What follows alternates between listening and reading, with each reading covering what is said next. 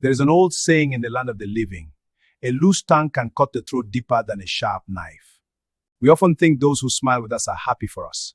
If you knew what lived in the hearts of men, you would sew your mouth shut. This is the story of a man who spoke too soon, and the terrible price his family paid. In the village of Umu Oda, where the red dust settles on the palm leaves, lived a man named Obina. Obina was a carver of wood, but not just any carver. When he held a chisel, the spirits whispered to him. He could carve a bird so real, you would wait for it to fly. He was blessed with a good wife, Neka, and a quiet, observant son named Jide. But Obina had a shadow, his younger brother, Chinny. Chinny was a man with a dry heart. He was a farmer whose seeds refused to grow, mostly because he spent his time watching Obina's compound, counting Obina's goats and swallowing lumps of envy.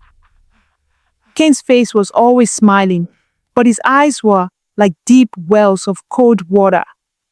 Little did Obina know, the enemy he prayed against was eating from the same bowl as him. One fateful evening, the drums of the king's palace sounded. The Igwe, king, had chosen Obina for the greatest task in the land, to carve the royal ancestral staff. It was a job that came with bags of gold and a title of honor. Obina was overfilled with joy.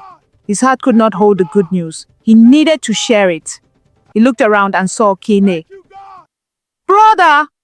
Obina called out, pulling Chinny into his workshop. "Close the door. I have a secret, a big one." The elders say, "Do not show your yam tuber to the world until it is roasted." How for hungry eyes are everywhere. Obina forgot this. "The king has chosen me," Obina whispered, his eyes dancing. "Tomorrow I start the work. Once it is done, our poverty is over forever. We will be rich, brother. Rich." Chinny smiled. "Rich. That is good. Very good." But inside Chinny's chest, a fire ignited. Why him again? Why does the sun only shine on his roof? "I have already found the perfect wood," Obina continued, trusting blindly. "The black ebony wood deep in the forest. I bring it here tomorrow night." Chinny nodded slowly. "I will help you celebrate, brother. Let us drink to your success." That night, King did not sleep. He visited the hut of a dark herbalist at the edge of the village. He did not ask for wealth, he asked for silence. The next evening, as Obina raised a cup of palm wine to toast his future, Afican slipped a colorless powder into the drink. "To the king's carver," King said softly. "To us," Obina replied.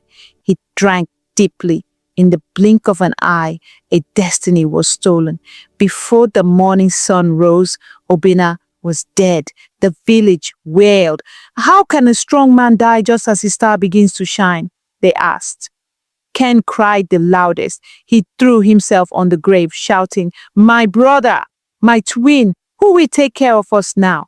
But the tears of a crocodile do not fool the river. With Obina gone, Chinny wasted no time. He took over the compound. He took over the workshop. He treated Neka and young Jide like slaves in their own home. "Your father is dead because he was weak," Chinny spat at the boy. "Now I am the master here." But Cain had a problem. The king was still waiting for the staff. Greed whispered to Cain, "You can do it. Take the credit. Take the gold." Chinny told the king's messengers, "My brother taught me everything. I will finish the work." He took Obina's tools. He took the black ebony wood. He locked himself in the workshop, but every time he struck the wood, the chisel slipped. He cut his fingers. The wood seemed to scream when he touched it. It remained a rough, ugly log. Panic set in. The deadline was tomorrow. If he failed, the king would take his head. In the dead of night, Cain dragged young Guide out of the kitchen where he slept on the floor. "You," Cain hissed, shaking the boy, You have your father's hands carve this wood. Now, if you make a sound, your mother joins your father in the grave. Jide, terrified but gifted, took the chisel. He sat before the black ebony wood. He closed his eyes and remembered his father's voice. Gentle Jide, let the wood speak. Jide carved through the night. He did not carve for gold. He carved for grief. His tears washed the wood as he worked. By morning, it was done. A staff so beautiful, it looked like it was breathing. Cain snatched it from the boy. Not a word, he warned. Go hide with the goats. You can hide the truth in a pit, but it will grow like a tree. The palace was full. Drums beat.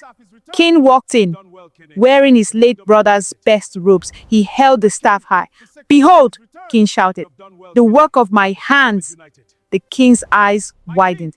Magnificent, the king whispered. He reached out to take it. But as the king's hand touched the staff, the wood turned ice cold. The room temperature dropped. A wind blew from nowhere, extinguishing the lanterns. Then the wood spoke. It was not a human voice. It was a vibration that shook the floor. I was carved by love, but held by blood. The crowd gasped. Cain froze. What sort of magic is this? The king roared. The staff suddenly became heavy in Cain's hands, heavier than a mountain. Cain fell to his knees, his arms being pulled down, crushing him against the floor. Help me, Cain screamed. It's crushing me. Confess, the king commanded. It was not me, Cain cried, pain twisting his face. I poisoned him. I killed Obina because of the news. I wanted the good. The boy carved it. Jide carved it. As soon as the truth left his mouth, the weight lifted.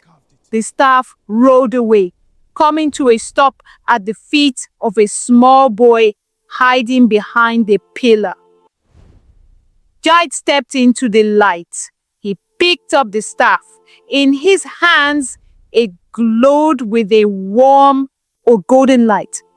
The king looked from the weeping murderer to the quiet boy. Take him away, the king ordered, pointing at Cain. Let him live in the forest with the beasts, for he has no humanity left. Neka ran to her son, hugging him tight. Justice had come, but the lesson had been learned at a heavy price. And so, the elders say, when your basket is full, cover it. Not everyone who claps for you wants you to dance. Obina told his secret to the wrong ear and paid with his life. Jide kept his talent hidden until the right time and was raised to glory. Never announce your big moves before you make them. Walk in silence and let your success be the noise.